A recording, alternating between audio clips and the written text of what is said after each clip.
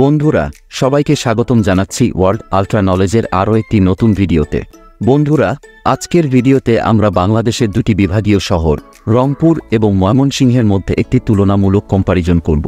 কম্পারিজনে আমরা দুটি শহরের ইতিহাস, আয়তন, জনসংখ্যা এবং অর্থনীতি নিয়ে আলোচনা করব।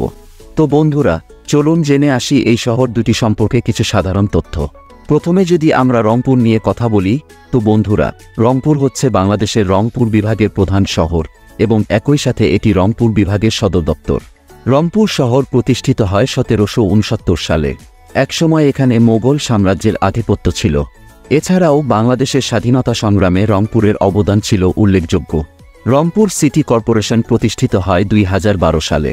আয়তনের দিক দিয়ে রংপুর সিটি কর্পোরেশন হচ্ছে বাংলাদেশের দ্বিতীয় সবথেকে বড় এবং রংপুর সিটি কর্পোরেশন মোট 33টি ওয়ার্ড দ্বারা গঠিত। রংপুর শহরের আয়তন হচ্ছে 69 বর্গ কিলোমিটার। বর্তমানে এই শহরটিতে প্রায় 10 লক্ষ মানুষের বসবাস রয়েছে এবং রংপুর শহরে প্রায় 90% মানুষ ইসলাম ও 9% মানুষ হিন্দু ধর্মের অনুসারী। রংপুর অঞ্চলকে তামাকের জন্য বিখ্যাত বলা হয় এবং এখানকার উৎপাদিত তামাক দিয়ে সারা দেশের চাহিদা মেটানো হয়। এছাড়াও রংপুরে প্রচুর পরিমাণে খাদ্যশস্য উৎপাদন করা হয়। ব্রিটিশ আমল থেকেই রংপুর বাংলাদেশের একটি গুরুত্বপূর্ণ বাণিজ্যিক কেন্দ্র হিসেবে পরিচিত।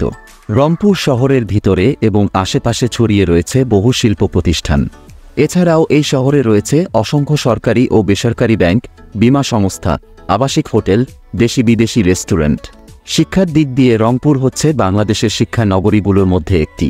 রংপুরের কিছু বিখ্যাত শিক্ষা প্রতিষ্ঠানগুলো হচ্ছে বেগম রোকেয়া বিশ্ববিদ্যালয়, Rangpur medical college, Rangpur polytechnic institute, Rangpur cadet college, Rangpur জেলা স্কুল ইত্যাদি।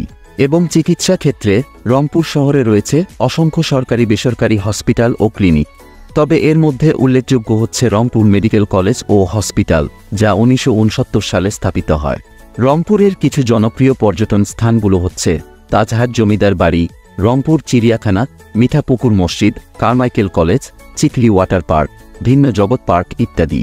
রংপুরের বিখ্যাত ব্যক্তিদের মধ্যে রয়েছেন বাংলার নারী জাগরণের অগ্রদূত বেগম রোকেয়া, বাংলাদেশের প্রথম প্রধান বিচারপতি আবু সাদাত মোহাম্মদ সায়েম, সাবেক রাষ্ট্রপতি হুসেইন মোহাম্মদ এরশাদ, বিশিষ্ট পরমাণু বিজ্ঞানী এম.এ. ওয়াজেদ মিয়া। রংপুর শহরের সবচেয়ে বড় স্টেডিয়ামটি হচ্ছে শেখ রাসেল ক্রিকেট স্টেডিয়াম। এবার আমরা ময়মনসিংহ শহর সম্পর্কে আলোচনা করব। ময়মনসিংহ হচ্ছে বাংলাদেশের 8ম বিভাগীয় শহর এবং 12তম সিটি কর্পোরেশন। 1787 সালে ময়মনসিংহকে প্রতিষ্ঠিত করা হয়। ব্রিটিশ আমলে এই ময়মনসিংহ ছিল পুরো ভারতীয় উপমহাদেশের সবথেকে বড় জেলা। ময়মনসিংহ সিটি কর্পোরেশন প্রতিষ্ঠিত করা হয় 2018 সালে। ময়মনসিংহ সিটি কর্পোরেশন মোট 21টি ওয়ার্ড দ্বারা গঠিত এবং আয়তনে ময়মনসিংহ হচ্ছে বাংলাদেশের 7 নম্বর সবচেয়ে বড় সিটি কর্পোরেশন।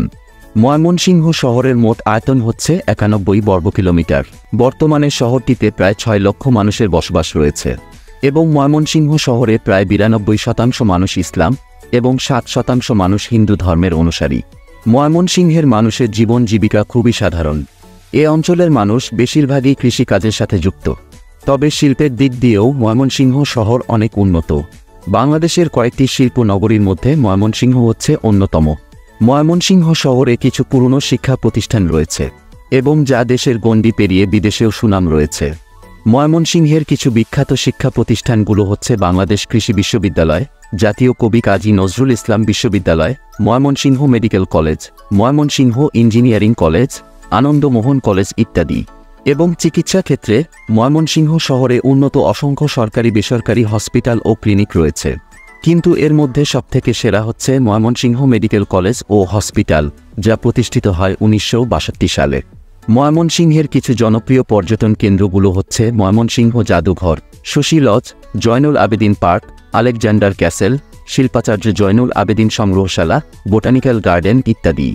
ময়মনসিংহের বিখ্যাত ব্যক্তিরা হচ্ছেন সমাজ সংস্কারক আনন্দমোহন বসু, বিখ্যাত লেখক ও নাট্যকার হুমায়ুন আহমেদ, জনপ্রিয় কবি শামীম আজাদ এবং বিখ্যাত লেখিকা তসলিমা নাসরিন। ময়মনসিংহ শহরের সবথেকে বড় স্টেডিয়ামটি হচ্ছে রফিক উদ্দিন ভুইয়া স্টেডিয়াম। তো এই ছিল আমাদের আজকের কম্পারিজন ভিডিও এবং আপনি যদি রাজশাহী বনাম সিলেট শহর সম্পর্কে জানতে চান তাহলে পাশের ভিডিওটিতে ক্লিক করুন।